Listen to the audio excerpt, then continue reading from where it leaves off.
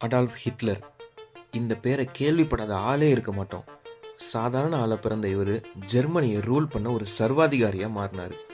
இவரை பார்த்து இன்னைக்கு எல்லாரையும் கண்ட்ரோல் பண்ண நினைக்கிற யூஎஸ்ஏவே நடுங்கின காலம்லாம் உண்டு. எவ்வளவோ பேரை ஈவு இறக்கமே இல்லாமல் கொன்று குவிச்ச ஹிட்லர் லாஸ்ட்டாக தன்னோட மரணத்தை எதிர்கொள்ள துணிச்சல் இல்லாமல் நடுங்கி தான் போனார். ஹிட்லர் சூசைட் பண்ணிக்கிட்டதான் சொல்கிறாங்க. ஆனால் அது உண்மையா இல்லை சைலண்ட்டாக எஸ்கேப் ஆகிட்டாரா? 30 ஏப்ரல் 1945 அன்னைக்கு நடந்தது உண்மையா என்ன? வாங்க இந்த வீடியோக்குள்ளே போய் பார்த்து தெரிஞ்சுக்கலாம்.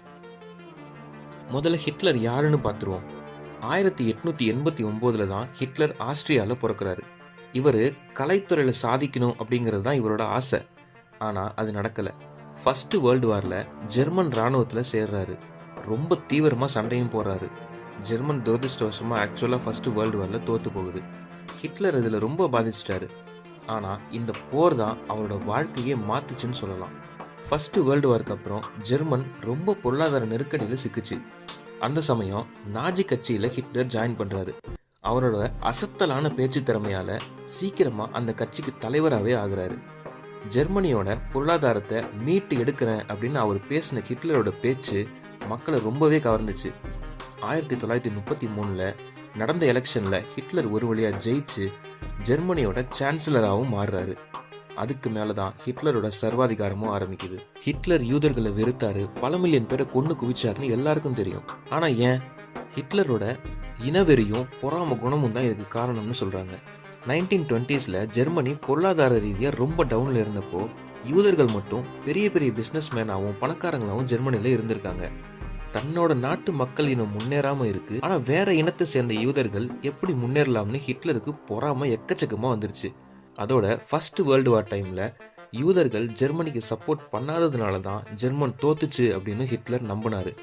யூதர்கள் ஜெர்மன் வளர்ச்சிக்கு எதிரானவங்கன்னு தன்னோட சாதுரியமான பேச்சினால மக்களை நம்ப வச்சாரு.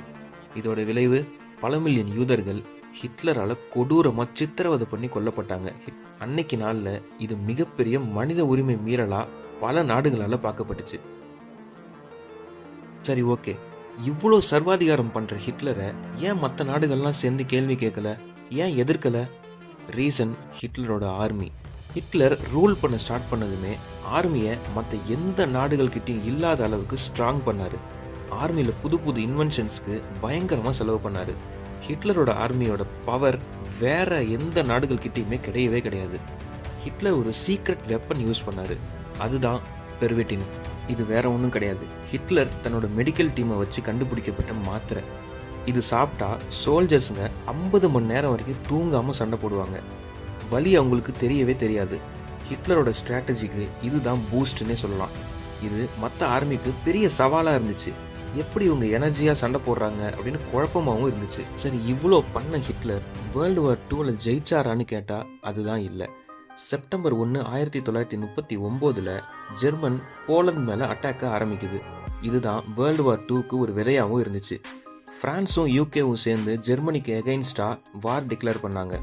ஹிட்லருக்கு இது ரொம்ப கோவத்தை கொடுத்துச்சு.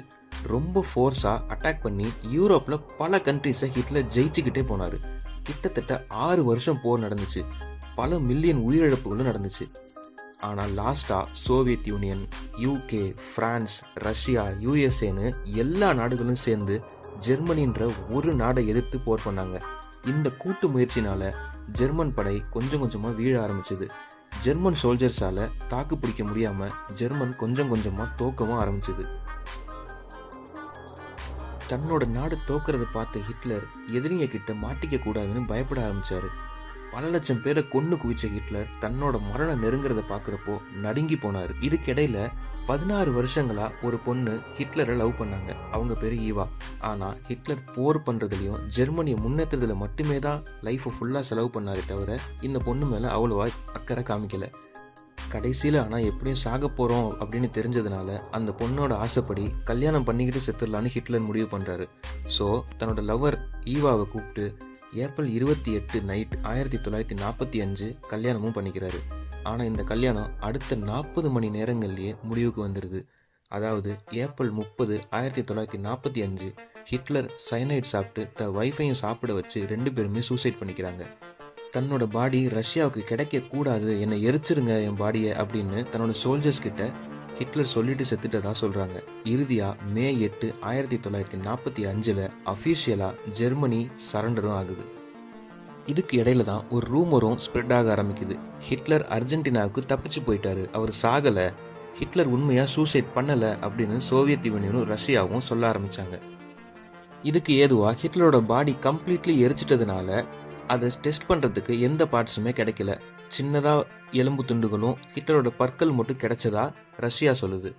ஃபைனலாக 2009 நடந்த டிஎன்ஏ டெஸ்ட்டில் அது ஹிட்லர் தான் அப்படிங்கிறது ப்ரூஃப் பண்ணாங்க.